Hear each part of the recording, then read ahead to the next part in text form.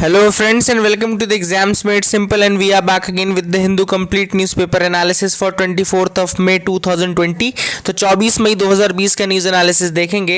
Before we start, those who want to join the TEMS portal or those who want to get our current affairs PDF, they can get that from the links in the description comment section below. जिनको भी हमारे social media platforms को join करना है वो नीचे link से join कर सकते हैं. और प्लीज़ अगर आपको वीडियो पसंद आती है तो do like that from your side, and thanks for the feedback that you have been providing. It's really heart touching. Okay, so that is from our side, but please do like the video if you like the video. Let's start with the questions first. पहले आज के questions देख लेते हैं. पहला question कह रहा है consider the following statement with respect to World Health Organization. World Health Organization के रिगार्डिंग स्टेटमेंट्स थे, हमको बताना है कौन सा सही कौन सा गलत. पहला स्टेटमेंट कह रहा है secretariat is located in Geneva Switzerland. दूसरा स्टेटमेंट कर रहा है the World Health Assembly is the supreme decision making body of the WHO attended by delegations from all the member states. तीसरा स्टेटमेंट कह रहा है every year April 7 is celebrated as the World Health Day to commemorate the enforcement of WHO's constitution in 1948. तो एक एक करके मैं बता देता हूँ आपको आंसर इसका. इसके तीनों स्टेटमेंट ही सही हैं, तो इसका आंसर होगा 1, 2 and 3. D will be the answer for this question. Okay, D is the answer. नीचे वही सारी चीज़ें लिखी हुई हैं. क्वेश्चन नंबर 2 देख लेते हैं. State of world's nursing report 2020 was recently published by. State of world's nursing report 2020 अभी रिसेंटली किसने पब्लिश की थी? Options are A nurses international, B international council of nurses, C sustainable development solutions network, या D all of the above. तो इनमें से किसने release की थी आपकी जो state of world's nursing report 2020 है? तो इसका आंसर मैं आपको बताता हूँ, WHO निकालता है इसको along with international council of nurses. Okay, तो WHO plus international council of nurses और उसके साथ एक और आई थिंक ऑर्गेनाइजेशन है आपका नर्सिंग नाउ. ओके, तो ये तीन मिलके निकालते हैं. याद रखें WHO in partnership with the international council of nurses and nursing now. तो जो मोस्ट इंपॉर्टेंट जो इस क्वेश्चन का करेक्ट आंसर था वो था B international council of Nurses. Question number 3 पे जाते हैं. क्वेश्चन नंबर 3 कहता है consider the following statement with respect to प्रधानमंत्री भारतीय जन औषधि परियोजना. तो प्रधानमंत्री भारतीय जन औषधि परियोजना के रिगार्डिंग कौन सा स्टेटमेंट सही है कौन सा गलत आपको बताना है. पहला स्टेटमेंट कह रहा है it is a campaign launched by the Department of Health Research, Ministry of Health and Family Welfare to provide quality medications at affordable prices to the masses. दूसरा स्टेटमेंट कह रहा है National Pharmaceutical Pricing Authority is the implementation agency of PMBJP. Okay, तो आपको बताना है कौन सा स्टेटमेंट सही कौन सा गलत. इसमें दोनों ही स्टेटमेंट गलत है. पहला इसलिए गलत है क्योंकि इसको लॉन्च किया गया है by the Department of Pharmaceutical, Ministry of Chemicals and Fertilizers के द्वारा. दूसरा ना कि NPPA बल्कि ब्यूरो ऑफ फार्मा, जो Bureau of Pharma PSUs of India है BPPI है, वो इम्प्लीमेंटेशन एजेंसी है इस परियोजना का. ओके, ठीक है, तो याद रखिएगा Bureau of Pharma PSU of India जो है इसका इम्प्लीमेंटेशन एजेंसी है. So that will be the correct answer. Therefore D none of the above will be the answer for this question. अब दूसरे जो न्यूज़पेपर्स की न्यूज़ आइटम आती है उनको हम देख लेते हैं. गवर्नमेंट ऑफ इंडिया ने 5 इनिशिएटिव लॉन्च किए on the conservation of biodiversity on May 22. तो May 22 जो था वो बायोडाइवर्सिटी डे के रूप में मनाया जाता है, आप सबको पता होना चाहिए चीज़. तो उस दिन 5 इनिशिएटिव जो है बायोडाइवर्सिटी के नाम पे उनको लॉन्च किया गया था. तो उनके बारे में एक करके बताता हूँ.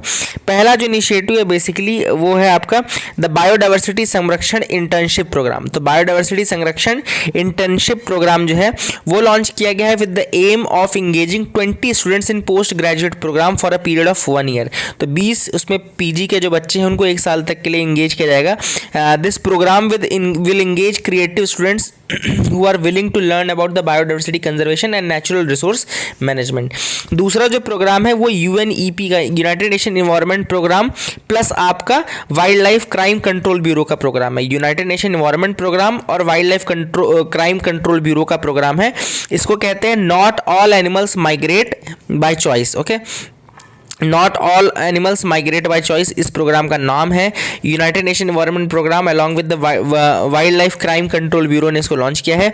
ये है to protect the illegal trafficking of endangered species. Okay, तो illegal trafficking of endangered species को बचाने के लिए बेसिकली इसको लॉन्च किया गया. तीसरा वेबिनार सीरीज भी लॉन्च की गई है.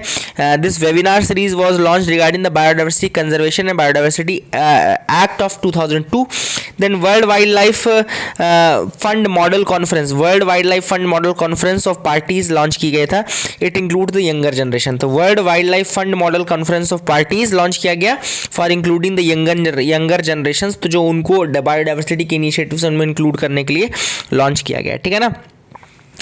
एक और न्यूज ये आई है बेसिकली कि कांगड़ा की जो टी होती, कांगड़ा टी जिसे बोलते हैं, that is effective in boosting the immunity. Okay, तो ये कहा जा रहा है कि कांगड़ा टी जो है वो इफेक्टिव है in boosting the immunity as they can block the corona virus activity better than the HIV drug, anti HIV drugs. Okay, तो एंटी HIV ड्रग से ज़्यादा अच्छे से ब्लॉक कर पाते हैं कोरोना वायरस की एक्टिविटी को कांगड़ा टी। ऐसा कहा जा रहा है किसके द्वारा? Institute of Himalayan bio resource technology, IHBT, institute of Himalayan bio resource technology, institute of Himalayan bio resource technology, इसका कहना है। ये पालमपुर हिमाचल प्रदेश में बेस्ड है, याद रखिएगा। Institute of Himalayan bio resource technology जो है वो पालमपुर हिमाचल प्रदेश में बेस्ड है। उसके अकॉर्डिंग कांगड़ा टी जो है that is better in providing immunity against the corona virus. IHBT के बारे में अगर बताऊं तो it's a constituent of council of scientific and industrial research, यानी कि CSIR का कॉन्स्टिट्यूएंट इसमें इंस्टीट्यूट है ये, institute of Himalayan bio resource technology, जो कि पालमपुर हिमाचल प्रदेश में बेस्ड है, याद रखिएगा, ठीक है ना। एंड यही सारी चीज़ें इन्होंने बोली थी। कि दो कुछ इंपॉर्टेंट न्यूज़ आइटम्स है जो मुझे लगा कि इंपॉर्टेंट है, आपको जानना ज़रूरी है। अब हम आते हैं map of the day exercise में। तो मैप ऑफ द डे में जो आज हम मैप डिस्कस करेंगे वो है cotton and jute growing areas of India. तो cotton and jute producing areas of India में अगर आपको दिखाऊं, सबसे पहले हम कॉटन की बात करते हैं। तो जो डार्क शेडेड रीजन है ना, ये आपके कॉटन वाले रीजन है। तो कॉटन वाले रीजन आपका गुजरात में पड़ता है, कोई गुजरात में पड़ रहा है ना। यहाँ पे हल्का सा राजस्थान और पंजाब वाले रीजन में पड़ रहा है, ये इधर वाले रीजन में पड़ रहा है। ओके, देन इसके बाद आपका थोड़ा सा जो आपका western part of Madhya Pradesh है उसमें महाराष्ट्र का काफ़ी ज़्यादा बड़ा रीजन है जो कि आपका कॉटन प्रोड्यूसिंग है। ओके, इसके अलावा आपका आंध्र प्रदेश और तेलंगाना में भी है, थोड़ा सा कर्नाटका वाला रीजन भी है, ये आंध्र प्रदेश तेलंगाना वाला रीजन भी है थोड़ा, एंड देन लास्ट में आपका तमिलनाडु वाला रीजन है। तो यही स्टेट्स हैं जो कि कॉटन प्रोड्यूसिंग स्टेट्स कहलाएंगे इंडिया के। ऊपर आपका राजस्थान पंजाब आ जाएगा थोड़ा सा, देन आपका गुजरात आ जाएगा, आपका मध्य प्रदेश आएगा, देन महाराष्ट्र आएगा, तेलंगाना, कर्नाटका एंड आपका your last Andhra Pradesh and your Tamil Nadu region. तो these are the cotton producing states of India. आगे आने वाली न्यूज़ में मैं आपको कॉटन की जो कंडीशंस इंपॉर्टेंट है जिनमें वो ग्रो करता है, काफ़ी इंपॉर्टेंट है। यूपीएससी कई बार पूछ भी चुका है, वीट का पूछ चुका है, यूपीएससी मेज का पूछ चुका है, कॉटन का भी पूछ चुका है एक बार। तो वो पूछता रहता है ऐसा क्वेश्चन कई बार कि कौन कौन सी कंडीशन चाहिए इनको ग्रो करने में। तो आगे आने वाले पेज में मैं आपको बता दूंगा। देन जूट वाला रीजन जो है वो बेसिकली बांग्लादेश के जो बॉर्डरिंग एरियाज हैं वो जूट का रीजन होता है। जब हमारा बांग्लादेश के साथ पार्टीशन हुआ, मतलब जब पाकिस्तान अलग हुआ था, ईस्ट वेस्ट पाकिस्तान, और बांग्लादेश वाला रीजन जब अलग हुआ था, बेसिकली तो काफ़ी ज़्यादा जूट प्रोड्यूसिंग एरियाज जो थे वो बांग्लादेश के साथ चले गए थे। तो अगर आप देखो तो ये पूरा वेस्ट बंगाल वाला रीजन है, ये पूरा वेस्ट बंगाल है आपका, ठीक है। हल्का सा उड़ीसा वाला रीजन भी आपका इधर है, और यही मेन रीजन है वेस्ट बंगाल उड़ीसा वाला जो रीजन है, that is the major cotton jute producing areas of India. Okay, तो ये मेजर जूट प्रोडक्शन जो होता है वो हमारा इसी वाले रीजन में होता है। और ये मैप याद रखना, अगर इस तरह से कई बार ऐसा ही पूछ लेता है कि ये जो मैप दिख रहा है ये कौन सा प्रोड्यूसिंग एरिया है, किस एरिया का मैप है ये, ठीक है ना। जूट प्रोड्यूसिंग एरिया है, कॉटन प्रोड्यूसिंग एरिया। तो इस तरीके के क्वेश्चन भी यूपीएससी पूछ चुका है पहले भी, तो वो पूछ सकते हैं ऐसा क्वेश्चन, ठीक है ना। तो be ready for that also. आगे मूव करते हैं, देखते हैं और क्या इंपॉर्टेंट न्यूज़ आइटम्स है जिनके बारे में हमको डिस्कस करना है। तो एक एक करके आगे मूव करते हैं। तो यहाँ पे सेकंड पेज में आएंगे तो fight against pollution in city takes a hit. जो दिल्ली के पोल्यूशन के अगेंस्ट जो लड़ने के स्टेप्स हैं उनमें थोड़ा सा कमी आई है, ऐसा एनजीटी का कहना है। ओके, क्यों कहना है ऐसा, एक एक करके हम देखते हैं। तो देखो, वहाँ कुछ प्रोजेक्ट्स थे जिनको इम्प्लीमेंट करना था, लेकिन वो लॉकडाउन के टाइम पे, कहना चाहिए कोरोना के टाइम पे, या इसके पहले दंगे हो रहे थे जो, उन सब वजहों से वो प्रोग्राम लेट हो गए। फॉर एग्जाम्पल, पहला स्मॉग टावर का प्रोग्राम है। स्मोक टावर पहले भी हमने डिस्कस किया है, फिर बताता हूँ। Smoke tower basically they are structures designed to work as large scale air purifiers. तो याद रखिएगा, यहाँ पे यूपीएससी कंफ्यूज कर सकता है स्मोक टावर्स के बारे में कि यहाँ से बहुत ज़्यादा स्मोक निकलता है और ये पॉल्यूट करने का काम करते हैं, इस तरीके से ऑप्शन देगा। एक ऑप्शन उसमें ये भी रहेगा कि they are structures design to work as large scale air purifiers. तो ये पॉल्यूट करने का काम नहीं करते, ये एयर प्यूरीफायर का काम करते हैं, ठीक है ना। लार्ज स्केल एयर प्यूरीफायर्स होते हैं। They are usually fitted with multiple layers of air filters. They are fitted with multiple layers of air filters which clean the air of pollutants as it passes through them, ठीक है ना। तो air को clean करने का काम करता है, ठीक है। तो smoke tower very important, I hope you got clarity regarding that. To control the air pollution, इसको सुप्रीम कोर्ट ने ऑर्डर दिया था जनवरी 13 में कि दिल्ली गवर्नमेंट को बिल्ड करना है स्मोक टावर्स को, लेकिन अभी तक वो काफ़ी लेट हो रहा है। एक दो आई थिंक लाजपत नगर या इस एरिया में जरूर बन गए हैं, but construction work is yet to start for most of the smoke towers, ठीक है। तो that is the first important initiative for fighting the pollution in the Delhi region. दूसरा है इंटरसेप्टर सीवर प्रोजेक्ट। तो इंटरसेप्टर सीवर प्रोजेक्ट है जो कि pipeline में सिंस 2006 से ये पाइपलाइन में है, लेकिन अभी तक इसको डिले किया गया है। 31 मार्च की डेडलाइन थी, इसको भी मिस कर दिया गया। इंटरसेप्टर सीवर प्रोजेक्ट क्या करता है, बेसिकली जो सीवेज ट्रीटमेंट है उसके लिए काम करता है, for the containment of sewage. जो दिल्ली में सीवेज कंटेनमेंट का काम करेगा आपका वही ISP यानी कि आपका जो इंटरसेप्टर सीवर प्रोजेक्ट है वो काम करने वाला था, बट वो भी डिले हो गया। That is the second delay. Third, NGT ने ऑर्डर किया था दिल्ली पोल्यूशन कंट्रोल कमेटी को to set up sufficient noise monitoring stations. तो नॉइस मॉनिटरिंग स्टेशंस को सेटअप करने का बोला था उन्होंने, तो ये भी डिले हो गया। देखो लास्ट ईयर या आई थिंक 2018 के उसमें एक ऐसे आया था जिसमें कि उन्होंने पूछा था कि टेक्नोलॉजिकल कौन सी चीज़ें हैं जो कि आप पोल्यूशन को कंट्रोल करने के लिए यूज़ कर सकते हो। तो ये सारी चीज़ें उसी में आएंगी। स्मोक टावर्स हो गया आपका, जो भी ये interceptor sewer treatment plant project हो गया, देन आपका नॉइस मॉनिटरिंग सेंटर्स हो गए। तो ये सारी चीज़ें बेसिकली उसी के अंदर आएंगे, technological things to control the pollution all. तो ऐसे क्वेश्चन पूछते जाते हैं। Then real time ambient noise monitoring station network की भी बात की गई थी, लेकिन वो भी अभी तक बना नहीं है, ठीक है ना। तो these are the things which have been delayed due to this corona virus lockdown और योर जो भी वहाँ पे बीच में अटैक हुआ, ये सारी चीज़ें हुई। तो इन सब चीज़ों से fight against the pollution has been delayed. Okay, आगे मूव करते हैं, देखते हैं और क्या इंपॉर्टेंट न्यूज़ आइटम्स है जिनके बारे में हमको देखना है। More area under cotton crop this season. तो मैंने बताया ना पंजाब हरियाणा गवर्नमेंट मतलब उन्होंने बेसिकली क्या किया है कि लोगों को बोला कि चावल वावल कम ग्रो करो, आप ज़्यादा कॉटन ग्रो करो, उनको बेसिकली बोला गया है। तो कॉटन के बारे में मैं आपको कंडीशन बताने वाला था, तो कंडीशन बता देता हूँ। यूपीएससी पूछ चुका है, ये काफ़ी इंपॉर्टेंट है। Cotton grows well in dryer parts of the black cotton soil of the Deccan प्लेटू। सबसे पहली बात तो जो ब्लैक कॉटन सॉइल होती है वो डेक्कन प्लेटू की सॉइल को कहा जाता है, and cotton grows well in that soil. It requires high temperature, याद रखिएगा हाई टेम्परेचर चाहिए। Then it requires high temperature, light rainfall और इरिगेशन, ठीक है ना। तो ये सारी चीज़ें इसको चाहिए, हाई टेम्परेचर भी चाहिए, लाइट भी चाहिए, सॉरी लाइट रेनफॉल चाहिए या लाइट इरिगेशन चाहिए, सॉरी। तो याद रखिएगा हाई टेम्परेचर चाहिए, लाइट रेनफॉल और इरिगेशन चाहिए। हाई टेम्परेचर चाहिए, लाइट रेनफॉल और इरिगेशन चाहिए। 210 फ्रॉस्ट फ्री डेज चाहिए, 210 frost free days, 210 frost free days चाहिए। ओके, याद रखिएगा हाई टेम्परेचर, लाइट रेनफॉल और irrigation, 210 frost free days and bright sunshine for its growth. तो इसके ब्राइट सनशाइन की भी जरूरत पड़ती है। तो याद रखिएगा कई बार ऐसे ही पूछ सकता है कि कंडीशंस लिख देगा आपको कि 210 frost free days, bright sunshine, high temperature, light rainfall. ये कंडीशंस किसके लिए हैं, मतलब इन कंडीशंस में कौन सा क्रॉप अच्छे से ग्रो करेगा। तो वहाँ पे भी आपको पता होना चाहिए कि यहाँ पे कॉटन ग्रो करेगा, ठीक है ना। तो फिर से रिपीट कर देता हूँ कंडीशन। हाई टेम्परेचर चाहिए, लाइट रेनफॉल और इरिगेशन चाहिए, 210 फ्रॉस्ट फ्री डेज चाहिए, ब्राइट सनशाइन चाहिए for the growth. It is a kharif crop and requires 6 to 8 months to mature. तो ये खरीफ क्रॉप है, आप सबको पता है कॉटन कपास खरीफ क्रॉप है, और इस पे बेसिकली 6 से 8 महीने का टाइम लगता है फॉर मैच्योरिटी, ठीक है ना। Most of the cotton producing areas वही महाराष्ट्र, गुजरात, मध्य प्रदेश, कर्नाटका, आंध्र प्रदेश, तेलंगाना, तमिलनाडु, पंजाब, हरियाणा एंड उत्तर प्रदेश। तो जैसे मैंने बताया कि पंजाब, हरियाणा, उत्तर प्रदेश को भी ऐड कर लेना। आई थिंक उस मैप में उत्तर प्रदेश का रीजन तो नहीं मेंशन था, लेकिन ये एरिया भी याद कर लेना, ठीक है ना। तो एनसीईआरटी का ही है, ये जो चीज़ मैंने बताई भी एनसीईआरटी से बताई है, तो उसको भी आप याद रखिएगा। पंजाब, हरियाणा, उत्तर प्रदेश भी याद रखिएगा, ठीक है ना। तो दैट इज़ द थिंग कि अपना ये जो न्यूज़ आइटम है वो कंप्लीट हो गया। मैप भी अपन ने देख लिया और कंडीशंस भी देख ली और ये सारी चीज़ें भी पढ़ ली। आगे मूव करते हैं, देखते हैं और क्या इंपॉर्टेंट न्यूज़ आइटम्स है जिनके बारे में हमको डिस्कस करना है। So you can move with us. आगे मूव करते देखते हैं क्या इंपॉर्टेंट न्यूज़ आइटम्स है। Latin America is the new epicentre WHO। तो WHO का ये कहना है कि जो लैटिन अमेरिकन कंट्रीज है वो नया एपिसेंटर बन गई है आपकी कोविड-19 का। तो लैटिन अमेरिकन बेसिकली कंट्रीज कौन कौन सी, जैसे कि ब्राज़ील हो गई, पेरू हो गई, चिली हो गई, ग्वाडेलूप हो गई। ओके, तो ये सारी जो कंट्रीज आती है साउथ अमेरिकन कंट्रीज जो रहती है, मेहिको हो गई, ये सारी कंट्रीज जो आती हैं आपकी, ये सब आपकी लैटिन अमेरिकन कंट्रीज में आती है, ठीक है ना। तो these are the countries in Latin America and ये काफ़ी ज़्यादा नया एपिसेंटर बनती जा रही हैं ऑफ द कोविड-19। काफ़ी ज़्यादा केसेस यहाँ पे देखने को मिल रहे हैं एज पर द WHO, ठीक है ना। अगली जो न्यूज़ है वो है China suggest shift in the BRI approach amid the debt concerns. Okay, तो चाइना ने कहा है कि हम क्वालिटी पे फोकस करें in the joint pursuits in the BRI, यानी कि बेल्ट एंड रोड इनिशिएटिव्स, हम क्वालिटी पे भी फोकस करेंगे, ऐसा अब चाइना का कहना है। क्यों ऐसा कहना है, क्योंकि अब आपको पता है चाइना ने बहुत ज़्यादा लोन दिया। अगर 2000 से लेकर के 2014 तक में देखें तो चाइना का जो लोन है वर्ल्ड के ऊपर वो 10 गुना बढ़ गया है, ठीक है ना।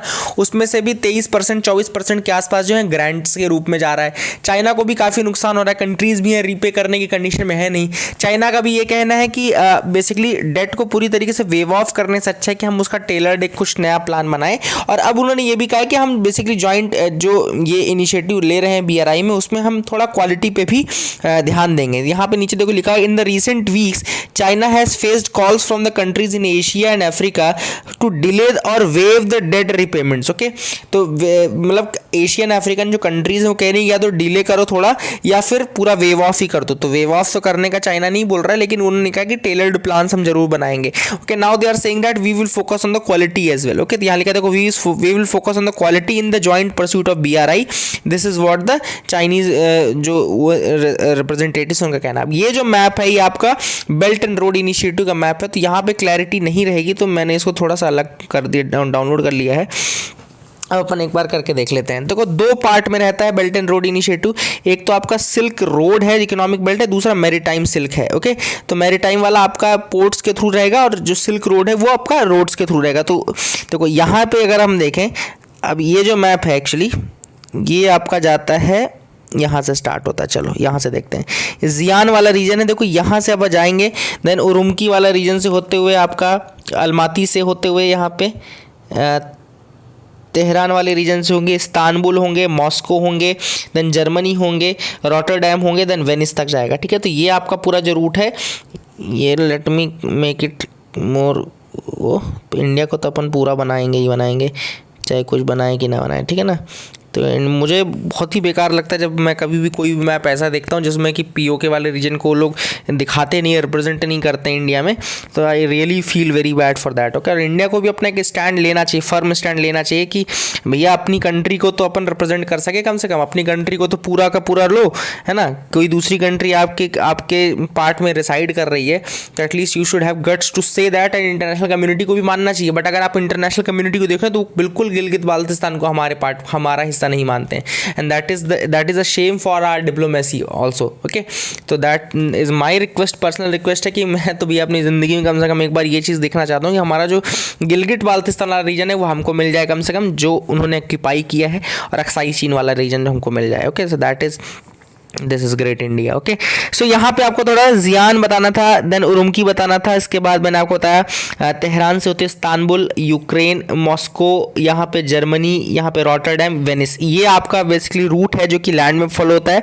और अगर हम मैरीटाइम बॉर्डर को फॉलो, तो यहाँ पे फूजू, देखो नीचे फूजू है, क्वांगजू है, देन गुआंगजू है। ओके, देन आपका यहाँ पे मलेशिया से होते हुए जकार्ता, कुआलालंपुर, कोलकाता भी इसमें एक पॉइंट है। सबसे बड़ी बात यह है कि कोलकाता भी एक पॉइंट है, देन कोलंबो आपका पॉइंट है, देन यहाँ पे नायरोबी आपका पॉइंट है, देन यहाँ पे जिबूती आपका पॉइंट है। ओके, तो जिबूती आपका पॉइंट है, देन यहाँ पे एथेंस आपका पॉइंट है, एथेंस और फ्री हुआ जाके वहाँ पे ऊपर जहाँ पे रोड मिल रही थी वेनिस में, वहाँ पे आके मिलता है। तो ये आपका पूरा बेल्ट एंड रोड इनिशिएटिव है। आई होप आपको समझाने में सफल रहा हूँगा, क्योंकि ये बहुत इंपॉर्टेंट मैप था, इसको छोड़ भी नहीं सकते थे, एंड आई होप कि आपको चीज़ें समझ में आ गई होंगी, है ना। इसको ध्यान में रखना, दिमाग में रखना। Extend loans without the fear of 3 C's, finance minister. अब फाइनेंस मिनिस्टर का ये कहना है कि जो बैंक्स हैं वो लोन देने में घबराते हैं, वो उनको 3 C का खतरा रहता है। 3 C मतलब कि CBI, CVC एंड कैग, क्योंकि इसका ब्यूरोक्रेसी का अनयूजुअल हरासमेंट किया जाता है ब्यूरोक्रेसी के द्वारा। तो यही चीज़ अब फाइनेंस मिनिस्टर ने कही है कि अब आपको डरने की ज़रूरत नहीं है, क्योंकि ये तीनों तो उनके भी गवर्नमेंट के कंट्रोल में रहते हैं ना, CBI, CVC एंड कैग। तो उन्होंने कहा कि आपको डरने की ज़रूरत नहीं है, आप बिल्कुल लोन दीजिए और बेझिझक आप लोन देते रहिए, और आपको इन तीनों C से डरने की कोई ज़रूरत नहीं है। ठीक है, आगे मूव करते हैं। एडिनो वायरस कोविड-19 vaccine found safe, induces immune responses, phase 1 trial. तो फेज़ 1 ट्रायल हुआ है एडिनो वायरस कोविड-19 वैक्सीन का। इस वैक्सीन का नाम है AD5NCOV। ओके, एडिनो वायरस से इसको बनाया गया है। एडिनो वायरस अगर आप पूछे तो क्या है, it's a weakened common cold virus. Okay, तो एडिनो वायरस जो है इट्स अ वीकेंड मतलब वो सैटरडे संडे वाला नहीं, वीकेंड वाला, वीक वाला। तो adenovirus is a weakened common cold virus, and ये वैक्सीन बनाई गई है। इसका नाम है, याद रखें, AD5NCOV।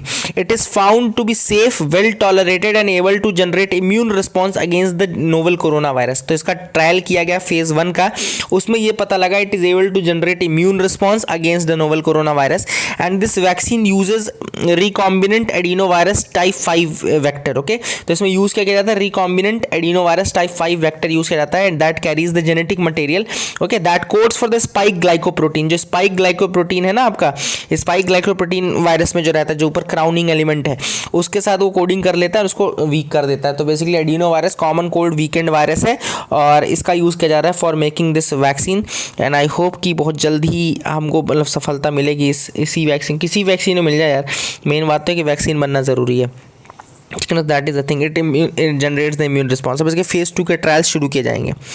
आगे मूव करते हैं, एक्सप्लेनेशन सेक्शन में आते हैं। पहला है what explains the India China border flare up. तो पहला जो ये बॉर्डर फ्लेयर अप है ये नॉर्मल आपका चाइना और इंडिया के बीच का जो स्टैंड ऑफ है उसके बारे में। तो अभी आपको काफ़ी ज़्यादा इंसिडेंट देखने को मिले। मैंने कल आपको नाकुला पास के बारे में बताया था जो कि सिक्किम में है। तो नाकुला पास इसीलिए न्यूज़ में आया था क्योंकि नाकुला पास सिक्किम में वहाँ पे इंसिडेंट्स देखने को मिले थे जो कि चाइनीज़ एग्रेशंस के इंसिडेंट थे, एग्रेसिव बिहेवियर देखने को मिला था। इसके अलावा पेंगोंग सो में तो आपको मिला, ये पेंगोंग सो जो है वो लद्दाख वाले रीजन में पेंगोंग सो करके जो रीजन है वहाँ पे मिला है। अब मैंने आपको पहले भी बताया कि LAC जो है, जो आपका लाइन ऑफ एक्चुअल कंट्रोल है, वो अलग अलग पार्ट में डिमार्केटेड है। वेस्टर्न पार्ट में जो कि लद्दाख वाला रीजन है, मिडिल पार्ट जो कि हिमाचल प्रदेश उत्तराखंड वाला रीजन है, देन आपका ईस्टर्न वाला जो पार्ट है, ईस्टर्न वाला बॉर्डर है, वो आपका अरुणाचल प्रदेश वाले रीजन में है।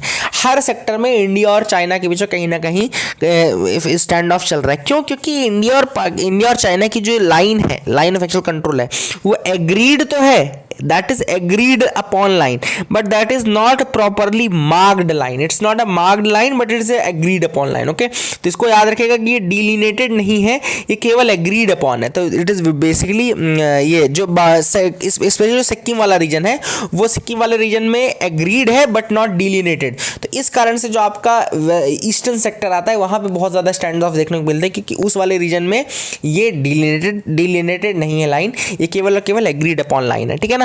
और कई बार 2005 से लेकर 2013 तक इसमें प्रोटोकॉल्स अलग अलग बनते रहे कि किस तरीके से वहाँ पे आर्मी एग्रेशंस को रोका जाए और इंडिया हर बार रिक्वेस्ट करता है कि आप प्रॉपर डिलिनेट क्यों नहीं कर देते। ठीक है ना। इसके अलावा जो नदन बैंक है पेंगोंग लेक का, वो काफ़ी ज़्यादा यहाँ पे एरिया ऑफ कंटेंशन बना रहता है। मैंने कल भी आपको बताया था कि बाकी रीजन चलो लैंड में चल रहा है, लेकिन पेंगोंग वाला जो रीजन है वो तो वाटर वाला रीजन है, तो वो तो और ज़्यादा ट्रबल क्रिएट करता है। इसलिए पेंगोंग लेक में एरिया जो है पेंगोंग लेक का, वहाँ पर भी आपको बहुत ज़्यादा स्टैंड ऑफ देखने को मिलेगा। ओके, अभी जो है वो करंट सबसे ज़्यादा डिफिकल्ट फेज चल रहा है इस बाउंड्री डिलिनेशन का। क्यों? क्योंकि यहाँ पर ये फाइनल स्टेप है, यहाँ पर डिलिनेट और डिमार्केट करने की प्रोसेस होती है और दोनों कंट्रीज़ को एग्री करना पड़ता है। अब चाइना जो है वो इंडिया की बाउंड्री से एग्री ही नहीं करता क्योंकि अगर चाइना एग्री करेगा तो वो अरुणाचल प्रदेश वाले रीजन को अपना नहीं बोल पाएगा। और चाइना क्या बोलता है कि तवांग वाला जो रीजन है, तवांग जो मोनेस्ट्री वाला रीजन है अरुणाचल प्रदेश का, वो तिब्बत का पार्ट है, वो उनका पार्ट है, वो मानता है। और इंडिया बिल्कुल ऐसा नहीं होने दे सकता कि हमने अरुणाचल प्रदेश वाले रीजन को भी हम उनको दे दें, है ना। So that India can not permit. इसलिए ये जो फेज़ है ये सबसे डिफिकल्ट फेज़ है। इसी कारण से जो हमारे ईस्टर्न बॉर्डर है वहाँ पर हम चाइना के साथ प्रॉपर डिलिनेट नहीं कर पा रहे हैं बॉर्डर को। So this is the issue between India and China. अगला जो न्यूज़ है वो है domicile rules for Jammu and Kashmir. तो अब मिनिस्ट्री ऑफ होम अफेयर्स ने क्या किया था, अगर पहले आपको आर्टिकल 35 वाला कंसेप्ट पता हो, आर्टिकल 35A वाला जो कंसेप्ट था जम्मू कश्मीर का, जो परमानेंट रेजिडेंसी का कंसेप्ट था कि मतलब वहाँ पे वहीं के लोग जो थे उनके लिए जॉब्स का था, स्कॉलरशिप का था कि वो वहाँ से अगर मैरिज कर बाहर कहीं मैरिज करते हैं तो अपने इनहेरिटेंस रूल लॉज को खो देंगे, ये सारी चीज़ें थी, है ना। तो वहाँ के परमानेंट रेजिडेंट्स को बहुत ज़्यादा पावर थी और बाहर के जो सिटीजन आते तो वो डिस्क्रिमिनेटेड फील करते थे। तो मिनिस्ट्री ऑफ होम अफेयर्स ने क्या किया था कि अभी बेसिकली उन्होंने अभी इसी साल 31 मार्च में उन्होंने reorganization adoption of state laws order 2020 pass किया था। ठीक है ना। मिनिस्ट्री ऑफ होम अफेयर्स ने इशू किया था, उसमें उन्होंने ये कहा था 109 लॉज को रिपील कर दिया था और 29 लॉज जो थे अर्स्टवाइल स्टेट और जम्मू कश्मीर के ये अमेंड किया 109 लॉज को और 29 लॉज को पूरा रिपील कर दिया। उसमें उन्होंने ये भी किया कि बेसिकली जो वहाँ पे परमानेंट रेजिडेंट टर्म यूज़ होता था उसको चेंज करके डोमिसाइल चेंज कर दिया। ओके, तो परमानेंट रेजिडेंट की तरह जगह अब वहाँ पे domicile of the union territory of Jammu Kashmir use होता है। तो पहले का अगर 2010 का एक्ट देखें अगर हम, जिसमें employment of civil services rule था वहाँ पे, वो ये कहता था कि only permanent residents of Jammu Kashmir were eligible to apply for the gazetted and non gazetted post. Okay, तो वहाँ की गेजेटेड और नॉन गेजेटेड पोस्ट्स में केवल वहाँ के परमानेंट रेजिडेंट्स अप्लाई करते थे। जो वहाँ पे 2010 का सिविल सर्विसेज रूल आया था वो ऐसा कहता था, एक्ट आया था, ठीक है। अभी लेकिन जो नया लॉ आया है इसने पहली चीज तो सबसे पहले आपको पता है कि जम्मू कश्मीर को यूटी बना दिया है। तो अब जो नई पॉलिसी आई उसने ये कहा है कि डोमिसाइल्स को केवल ग्रुप डी और entry level non gazetted government post में ही रिजर्वेशन रहेगा। मतलब कि प्रोटेक्ट करेंगे डोमिसाइल्स को केवल ग्रुप डी या एंट्री लेवल जो पोस्ट रहेगी नॉन गेजेटेड, बाकी में फिर ओपन कंपटीशन रहेगा, ठीक है ना। और डोमिसाइल की डेफिनेशन क्या है? डोमिसाइल की डेफिनेशन भी अब ऐसी है कि anyone who has resided for a period of 15 years in UT of Jammu Kashmir और had studied for a period of 7 years और has 7 years में स्टडी किया हो and appeared for class 10th और 12th examination in the education institute located in the UT of Jammu Kashmir. इसके अलावा relief and rehabilitation commissioner के द्वारा माइग्रेंट के द्वारा घोषित किया गया हो माइग्रेंट।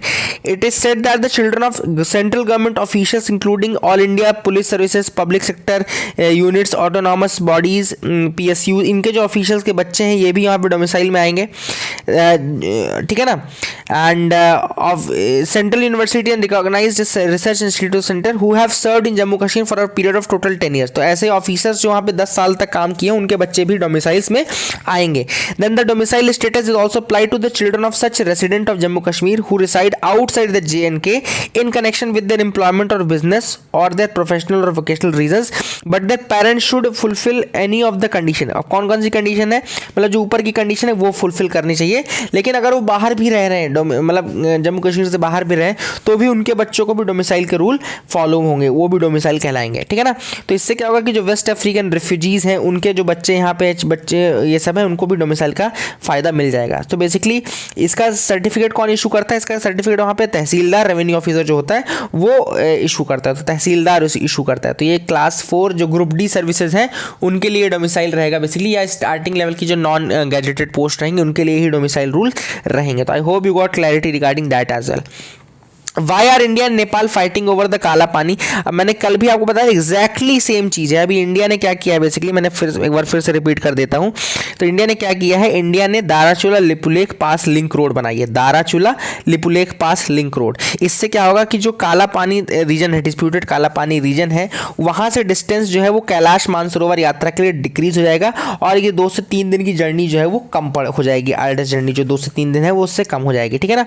नेपाल ने हिटबैक किया है। अब काला पानी डिस्प्यूट क्या है, मैंने एग्जैक्टली जो कल बोला था वही चीज आज यहाँ पे लिखी। कल मैंने आपको बताया था ना सरल तरीके से, मैंने कहा था कि बेसिकली जो इशू है वो काली रिवर के ओरिजिन का है, इशू काला पानी का नहीं, इशू है काली रिवर के ओरिजिन का। ओके, तो 1816 में अपनी ट्रीटी होती है, ट्रीटी ऑफ सुगौली, जो कि बोलती है कि काली रिवर के ईस्ट जितनी टेरिटरीज हैं वो नेपाल की हैं और काली रिवर के वेस्ट की जो टेरिटरीज हैं वो नेपाल की नहीं है। ओके, अब बेसिकली काली रिवर का ईस्ट वहीं से शुरू होगा जहां से उसका ओरिजिन होगा, याद रखिएगा, काली रिवर का ईस्ट वहीं से शुरू होगा जहां से उसका ओरिजिन होगा। अब बेसिकली ये बोलते हैं नेपाल के लोग बोलते हैं कि काली रिवर का जो ओरिजिन है वो लिम्पियाधुरा में है। ओके, लिम्पियाधुरा में है, और इंडिया जो बोलता है वो बोलता है काली रिवर का जो ओरिजिन है वो काला पानी में है, इसीलिए काला पानी का नाम काला पानी पड़ा है क्योंकि वहां पे ओरिजिन है काली रिवर का, ठीक है ना। So that is the major issue कि अगर आपको ये पता चल जाए कि इसका ओरिजिन कहां पर है तो ही आप बता सकते हैं कि कौन सही है कौन गलत, ठीक है ना। That is the major issue, सिर्फ और सिर्फ जो इशू है वो काली रिवर के ओरिजिन का है, ठीक है ना। अब लिपुलेख पास की भी बहुत इंपॉर्टेंस है। अभी जो मैप आया है नेपाल का उसमें लिपुलेख पास को भी उन्होंने अपने अंतर्गत ले लिया। तो Lipulekh pass has been used for centuries by the Hindu and Buddhist pilgrims and tourist on their way to Kailash Mansarovar. तो कैलाश मानसरोवर जाने के लिए सेंचुरी से 100 साल से ज़्यादा से हम कैलाश मानसरोवर जाने के लिए बेसिकली आपके लिपुलेख पास का यूज़ कर रहे हैं। Then the nearby markets are used for various mountain communities, वहाँ के जो नियर बाय मार्केट्स हैं वो भी यूज़ किए जाते हैं। फिर लिपुलेख पास का स्ट्रैटेजिक इंपॉर्टेंस ही बहुत ज़्यादा है क्योंकि हमने ये देखा था कि जो 1962 का वॉर हुआ था तो चाइना ने क्या किया था, पासेस को बहुत जल्दी कवर किया था। तो अगर हमारे पासेस स्ट्रेटेजिकली इस तरह स्ट्रेटेजिकली लोकेटेड है कि अगर हम उनकी गार्डिंग सही से कर लेते 1962 में भी, तो भी हम वॉर में बहुत अच्छी कंडीशन में होते। तो पासेस का अपने आप में बहुत इंपॉर्टेंस है। सेला पास था वहाँ पे तवांग वाले अरुणाचल प्रदेश वाले रीजन में जहाँ पे वो चाइनीज इंटर कर गए थे। तो वही वाली बात यहाँ पे ऑथर ने करी है कि अगर हम पासेस को मजबूती से पकड़ के रखें या होल्ड कर सकें तो हम बहुत ज़्यादा अपने आप को प्रोटेक्ट कर सकते हैं। So that is the importance of the passes as well. Okay, तो ये यहाँ पे ऑथर ने यहाँ बोला है where have Nepal India erred. यहाँ पे बेसिकली एक इंडिया और चाइना की भी एक गलती ये थी कि 2015 में उन्होंने क्या किया कि एग्रीमेंट किया लिपुलेख पास को लेकर के, जिसमें उन्होंने नेपाल को कंसल्ट नहीं किया। तो नेपाल जब ट्राई जंक्शन रीजन है तो आपको नेपाल से भी कंसल्ट करना चाहिए था, बेसिकली ये बात बोली गई है। लेकिन अब ये डिस्प्यूट है, देखते हैं क्या होता है इस डिस्प्यूट का। आगे मूव करते हैं।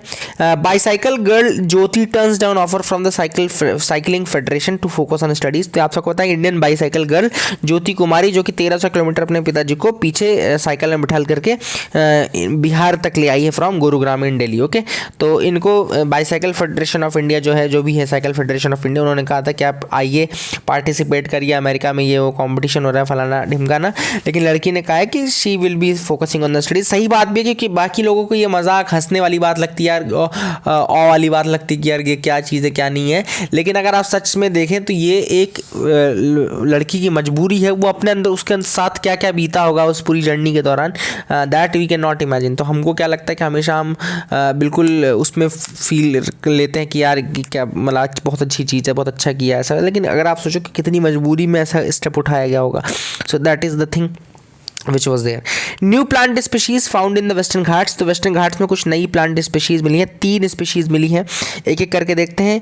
यूजीनिया स्फेरोकार्पा, पहली जो स्पीशीज़ है वो है यूजीनिया स्फेरोकार्पा। ओके, तो यूजीनिया स्फेरोकार्पा मिला है, ठीक है ना, ये पहली स्पीशीज़ है। दूसरा आपका गोनियोथैलेमस सेरिकस मिला है, गोनियोथैलेमस सेरिसियस।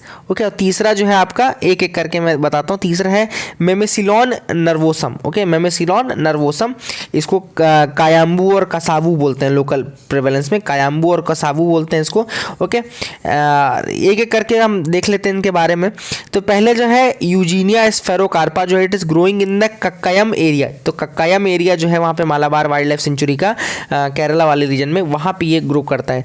एपिथेट जो स्पैरोकार्पा एपिथेट यूज होता है, it is denoting the large showy lemon yellow spherical fruits. तो इसके large showy lemon yellow spherical fruits होते हैं एंड ये पैलेटेबिलिटी मतलब खाए जाते हैं, इनको बेसिकली खाए जाते हैं, यूजीनिया स्पीशीज़ के फ्रूट्स को खाया जाता है। देन गोनियोथैलेमस सेरिसियस की बात अगर हम करें तो याद found in the Kanyakumari wild life sanctuary in Tamil Nadu. तो कन्याकुमारी वाइल्ड लाइफ सेंचुरी जो है आपका तमिलनाडु रीजन में है, एक 1400 एल्टीट्यूड पे मीटर के एल्टीट्यूड पे, तो वहाँ पाया जाता है। Then mature flowers with characteristic greenish yellow to beige petals are fragrant. Okay, तो यहाँ बेसिकली इसको ये छोड़ो यार, ये सब फालतू चीज़ें ज़बरदस्ती की चीज़ें पढ़ रहे हैं अपन। तो नाम याद रखना बस, गोनियोथैलेमस सेरिसियस याद रखिएगा। ये सब प्लांट स्पीशीज जो कि आपका Kanyakumari wild life century Tamil Nadu वाले रीजन में पाया जाता है, ठीक है ना। तीसरा आपका देखा जाए अगर यहाँ पे सेरिसियस का मतलब क्या आता है बताता हूँ। It refers to the presence of dense silky hairs on the petals. तो सेरिसियस का मतलब है कि सिल्की हेयर्स जो होते हैं वो पेटल से पाए जाते हैं, तो ये पूछ सकता है, तो ये याद रखिएगा।